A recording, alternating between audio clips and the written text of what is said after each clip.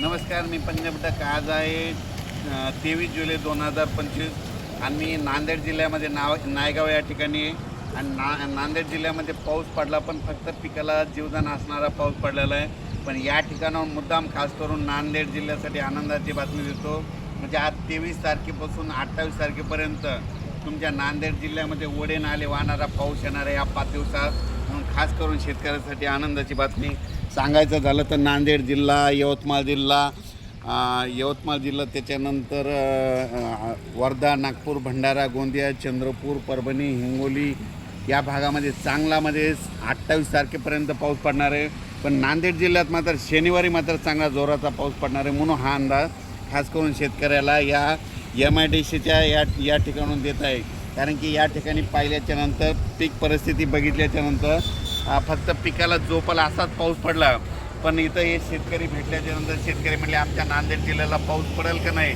तर नांदेड जिल्ह्यासाठी खास करून आनंदाची बातमी म्हणजे आज 23 तारखेपासून ते जवळपास 28 तारखेपर्यंत या तुमच्या नांदेड जिल्ह्यामध्ये चांगला पाऊस पडणार आहे. म्हणून हा अंदाज लक्षात येतं. राज्यात बघायचं झालं तर पूर्व विदर्भ, पश्चिम विदर्भ, दक्षिण महाराष्ट्र, उत्तर महाराष्ट्र, कोकणपट्टी, खानदेश आणखीन जवळपास 5 दिवस म्हणजे दररोज वेगवेगळ्या भागात पाऊस पडणार आहे. सगळ्या पिकांना जीवदान भेटणार आहे. ज्या भागात पाऊस पडला नाही त्या भागात देखील पडणार आहे. तेलंगणातल्या शेतकऱ्यांचे फोन आले, तेलंगणात देखील पडणार आहे. त्याच्यानंतर कर्नाटक भागात देखील पडणार आहे. म्हणजे जिथं पाऊस पडला नाही त्या भागात सगळीकडे पाऊस पडणार आहे. म्हणून खास करून हे नांदेड जिल्ह्यातून अंदाज देत आहे.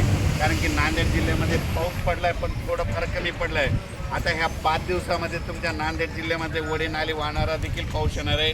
आज दुपारनंतर, आता वाजले तर 11:15, दुपारनंतर आज चांगला पाऊस सुरू होईल. शेतातून पाणी बाहेर निघणारा पाऊस पडणार आहे. म्हणून खास करून हे नांदेड जिल्ह्यासाठी या MIDCच्या या ठिकाणाहून अंदाज दिलेला आहे.